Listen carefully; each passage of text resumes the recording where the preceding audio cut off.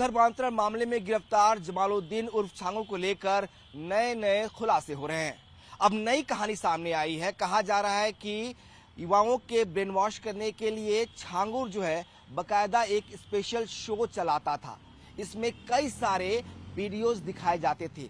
3-3 घंटे का ये शो होता था और इसके लिए बकायदा उसने उस बंगले का इस्तेमाल किया जिस पर अब बुलडोजर चल चुका है। उसी बंगले में बड़े बड़े एलईडी स्क्रीन्स लगाए गए थे जिस पर जो युवा होते थे जिनको वो अपने ग्रुप में शामिल करना चाहता था उनको वहां पे लाता था। उन्हें बकायदा जो है वहां पे 3 घंटे की स्क्रीनिंग की जाती थी, एक शो चलाया जाता था।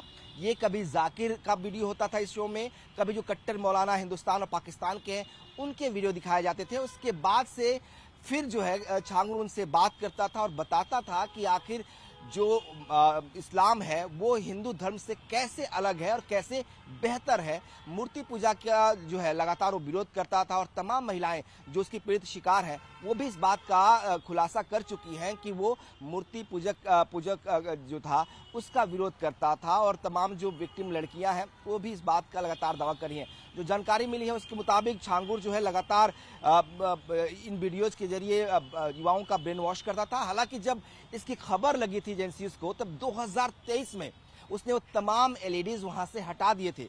जो पेन ड्राइव एटीएस को मिली है, माना जा रहा है कि कुछ वीडियोज उसमें जाकिर हुसैन और बाकी कट्टरपंथी मौलानाओं के भी हैं जिसका इस्तेमाल छांगुर जो है वो युवाओं और युवतियों के ब्रेन वॉश के लिए किया करता था। जमालुद्दीन उर्फ छांगुर को लेकर दूसरा खुलासा फील्ड एजेंट के तौर पर हुआ है।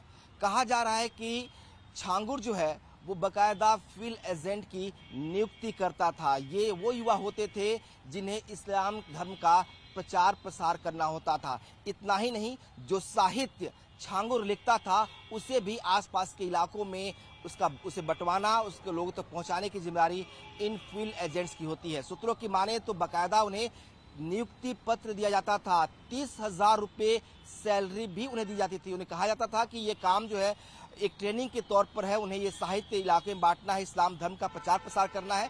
ये भी बताया जाता था कि ये सब एक इस्लामिक संस्था है और जो उनको बकायदा जो ज्वाइनिंग लेटर दी जाती थी उस पर भी बकायदा लिखा जाता था कि एक इस्लामिक संस्था है। जो एजेंसीज और जो एनजीओज बनाए थे छांगुर ने उनके तहत इनकी नियुक्ति की जाती थी और इन्हें ये भी भरोसा दिया जाता था कि अगर ये अपना काम बेहतर करेंगे तो इन्हें इस्लामिक देशों में भी प्रचार प्रसार के लिए भेजा जाएगा, धर्म के प्रचार प्रसार का काम उनको दिया जाएगा। और इसी लोभ में जो है तमाम युवा इस संगठन से जुड़ते थे, छांगुर जुड़ते थे, जिन्हें फील्ड एजेंट कहा जाता था। बाकायदा इनके लिए कोड वर्ड भी दिया गया था। कहा जाता था कि इन्हें फील्ड में रहना होता था।